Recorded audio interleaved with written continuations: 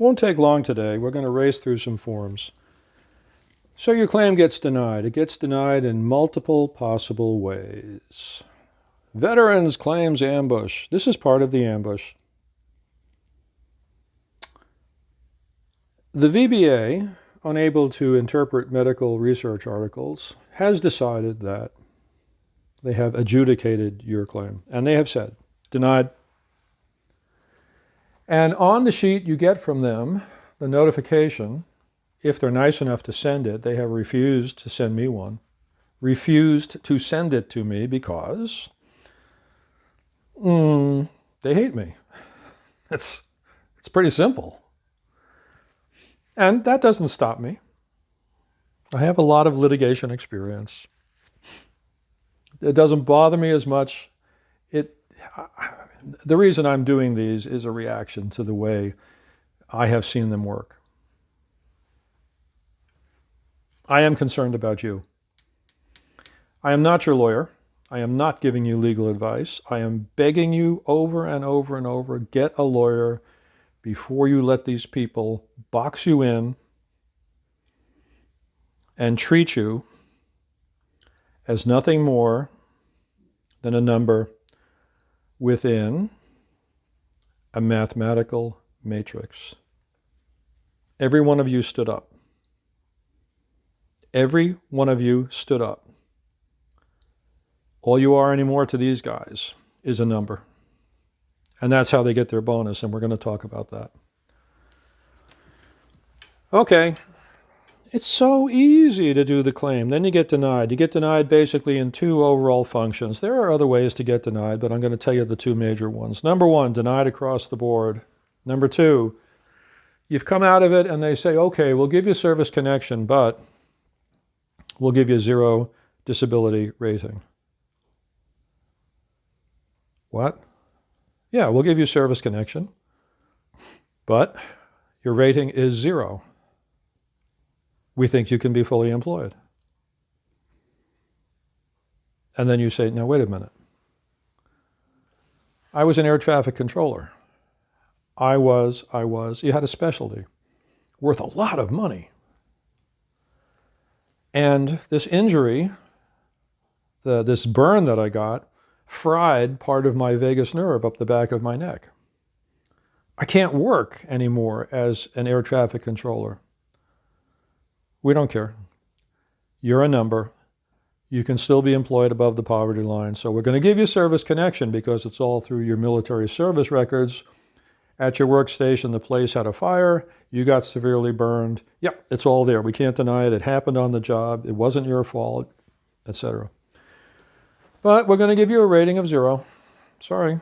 Next case. Oh, the next case is this is interesting. A traumatic brain injury. Hey, what about me? What about me? I'm the air traffic controller. Goodbye. Here's where you're going to go. And you are definitely going to need a lawyer for this. This is the board. I will go through board decisions, pleadings, etc. You are in formal litigation at this point. All it takes is 1 page. Just fill in this little blank. And up here, you're going to make 3 critical choices. Take a look at those. 3 critical choices. You're going to lock yourself in. And notice the language they're using again. Choosing this opinion often results in the board issuing its decisions most quickly. Where did we see that before? So don't have a hearing, and don't submit additional documents. You want it quickly? Just do this. And what you don't know is that the only thing that can be considered is what VVA BVA saw. You limit yourself by time. Well, you could do this one. I'll submit my form, which tells me specific issues, date of decision of DBA, like they don't have it. You're going to put your social security number on it. Okay? There's your veteran's file number. You had a file number given to you by VBA. Your medical records are filled with your social security number. All right? Your claim form has social security number all over it. They've got it. They can look up everything about you. Look at this, the same thing. Oh, you have to give the specific issue you're appealing and the date of the decision. You don't even know how to phrase the legal complexity of the issue. I don't know how many lawyers the VA employs, but they're all over the place. There's an Office of General Counsel. There have to be some in the Inspector General's office. The Board of Veterans Appeals, if you read their annual report, you'll see pictures of the veterans law judges. And then there are all these staff attorneys who write most of the opinions that are then signed, and I'll tell you a very funny story later, by the VLJs, veterans law judges. Do you see the problem?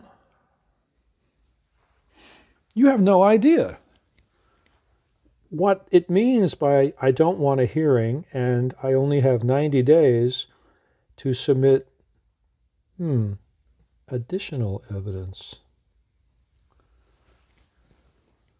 Here, you will not submit any additional evidence. Here, you have 90 days to do it, but here, you want a hearing. No, you're not going to go to Washington, D.C. No, you're not going to go to a regional office. You're going to do it by video conference, visual, like Zoom, with a VLJ. And then you will have 90 days to submit additional evidence. Now, what evidence did you not give with your claim? Okay. If you fill out this form and you attach to it your 500 pages, as I told you, you might be attaching to a claim. Whoa. Let's take it in reverse. If you have the hearing, you can give evidence, the additional evidence at the hearing or within 90 days. But all the stuff, if you submit it with this page, they can't look at under 10C.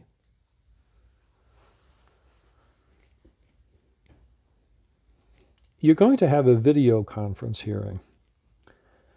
How are you supposed to give physical evidence, articles, proofs, statements from witnesses to the VLJ at this Zoom conference? You're not. And the judge is going to tell you,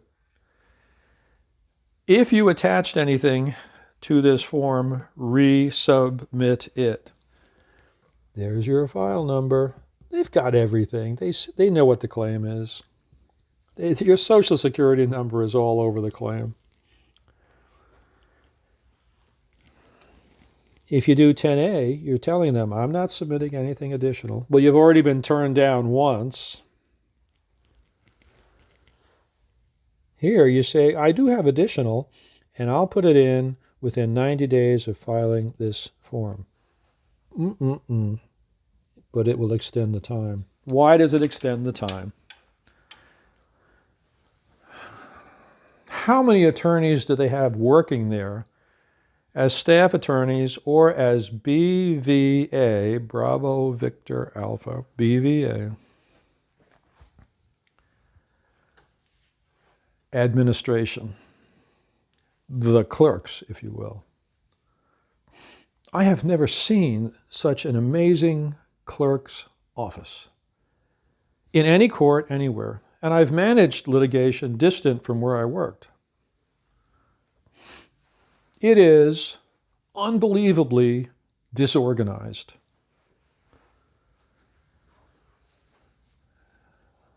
In 2017, I filed, and this is the old rules, 2 Form 9s. One was for what's called eosinophilic esophagitis. That's a secondary to the erosive esophagitis GERD that I have. It's not very complex. And I filed another one for nerve damage caused by GERD acid that regurgitates. Hydrochloric acid that digests when you eat it, steak. Well, it's not supposed to be in your throat. And if you want to take the paint off a car, you can use hydrochloric acid. In your stomach, it's fine. I filed 2. They're separate.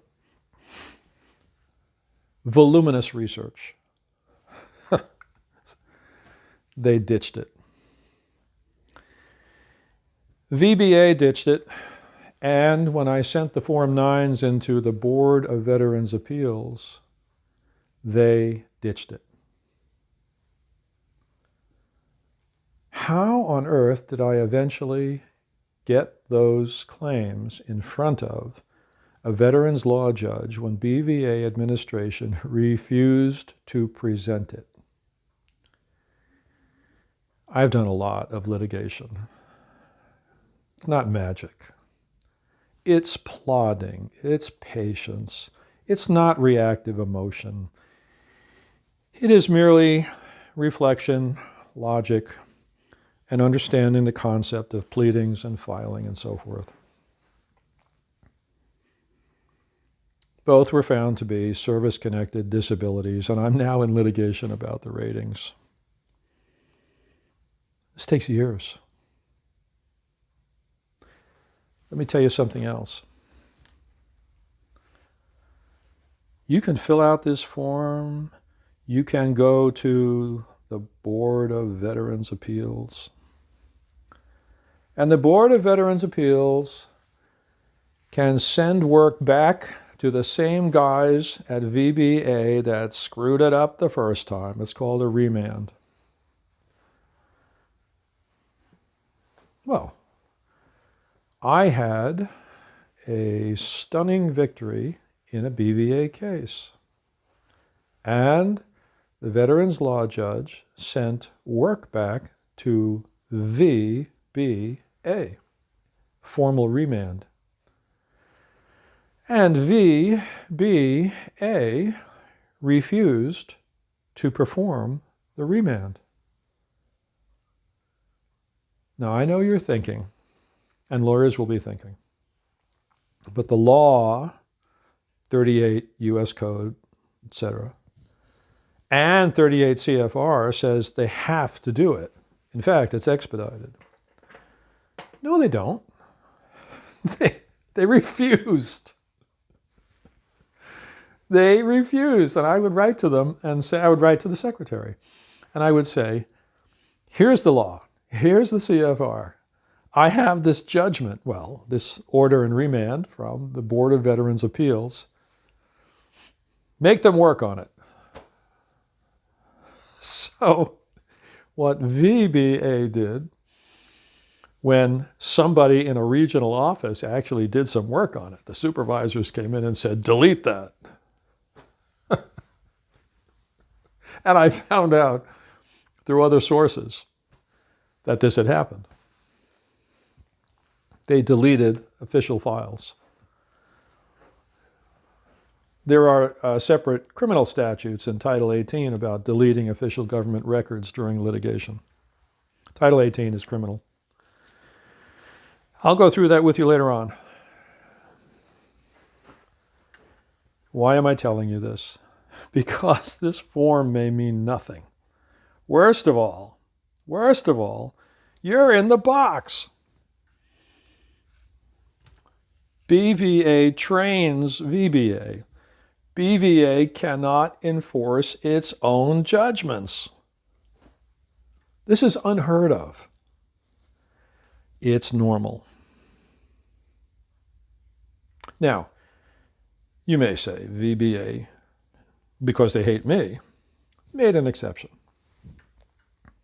I had to go to federal court to get an order to force VBA to work on the remand from BVA, because the secretary wouldn't do it. The undersecretary for VBA wouldn't do it. All right? And everybody sat back and said, well, at his age and his condition, come on, let's be reasonable. How long has he got? Oh, if you die, it all shuts down. If you die, it all shuts down. It's called Deathwatch. They used it on me. Meanwhile, the Veterans Hospital in D.C. saved my life 3 times, etc. I'm barely able to do some of these videos. See how it works? Even if you win at Board of Veterans Appeals, it doesn't mean much of anything. And if you have a remand, it goes back to the same crowd that can't read the scientific articles.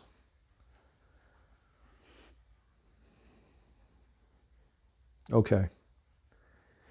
I'm not your lawyer, and I'm not giving you legal advice. I'm talking about my experience. I'm helping you understand why you need a lawyer. You are in litigation with these guys. The system is 100 years old. They can't understand the scientific information. Nobody cares if they do. You care. You may end up having to go to federal court, as I did, to get due process. And then I'm going to tell you later on what due process means in the VA system for claims. Again, I love the hospital system. I've had great results with the people who do the grave markers, right? The flags for vets who pass away. I've been to some of the veteran cemeteries. They're wonderful. I've never done anything with the educational benefits. But I know these guys. I've been back and forth with them for 10 years. So, you're going to need a lawyer. That's it for this video.